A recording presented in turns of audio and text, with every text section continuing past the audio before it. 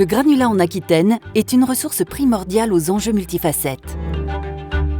400 millions de tonnes, c'est la quantité moyenne de sable, gravillon, cailloux ou plus généralement de granulats dont la France a besoin chaque année pour construire et entretenir ses routes, ses chemins de fer, fabriquer les bétons pour les bâtiments et les infrastructures.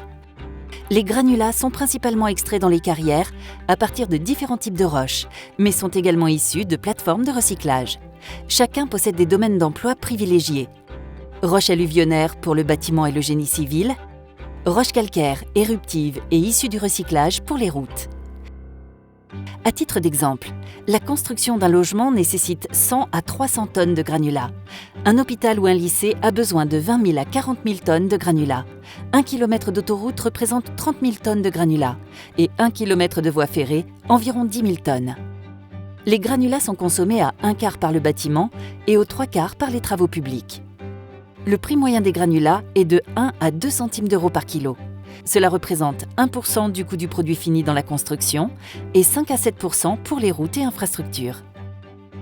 La population française et la population aquitaine ont connu ces 30 dernières années une croissance continue et presque proportionnelle. Dans le même temps, la production de granulats a eu la même courbe ascendante en dehors des périodes de crise économique, prouvant le lien direct entre démographie et besoins en granulats. L'Aquitaine en consomme 23,7 millions de tonnes par an, soit 7 tonnes par an et par personne. En Aquitaine, les grands chantiers sont nombreux, comme par exemple la Cité des civilisations et du vin à Bordeaux, 30 000 tonnes de granulats, le pont Chabon-Delmas à Bordeaux qui a nécessité 100 000 tonnes de granulats, la LGV Tours-Bordeaux, 20 millions de tonnes de granulats. Si le solde des importations-exportations se traduit par un déficit de 700 000 tonnes par an pour l'ensemble de la région, la situation en Aquitaine est très contrastée. La Gironde est très déficitaire. Elle dépend pour 1/3 de ses besoins d'autres départements. Par ailleurs, certains départements comme la Dordogne ou les Pyrénées-Atlantiques disposent de ressources géologiques variées, alors que d'autres, à l'image de la Gironde, des Landes ou du Lot-et-Garonne, sont monoproduits. Ces disparités entraînent des flux interdépartementaux, voire interrégionaux.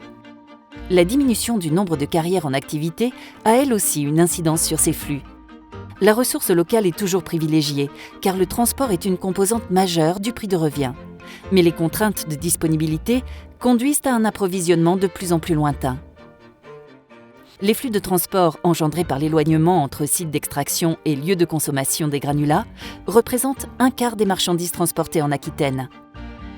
Aujourd'hui, 94% des granulats sont transportés par la route, 5% par le fer et 1% par voie maritime et fluviale.